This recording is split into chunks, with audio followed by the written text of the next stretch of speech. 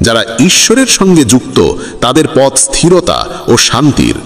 মোহই পতনের কারণ। মানুষের সমস্ত দুঃখের মূল হচ্ছে তার মোহ। যত বেশি মোহ করবে তত বেশি কষ্ট পাবে। পশ্চাত্তাপ অতীতকে পাল্টাতে পারে না এবং চিন্তা ভবিষ্যৎকে গড়তে পারে না। তাই বর্তমানেই সূক্ষ্মজাই জীবনের আসল আনন্দ। মানব কল্যাণ হল গীতার মূল উদ্দেশ্য। তাই নিজের কর্তব্য পালন করতে গিয়ে মানুষের মঙ্গলকেই প্রাধান্য দেওয়া উচিত। হে অর্জুন, যে ব্যক্তি আমার অলৌকিক জন্ম ও কর্মকে সত্যভাবে উপলব্ধি করে সে দেহত্যাগের পর পুনর্জন্ম নেয় না এবং আমার পরমধামে পৌঁছে যায়। যে ব্যক্তি সমস্ত ইচ্ছাকে ত্যাগ করে, সমস্ত আবেগ থেকে মুক্ত হয়ে যায়, সে অপার শান্তি লাভ করে। শ্রীকৃষ্ণ বলেন, যে তোমার পাশে থাকে তার পাশে থাকো, যে তোমাকে ঠকায় তাকে ছেড়ে দাও, যেখানে তোমার সম্মান নেই সেখানে কখনো যেও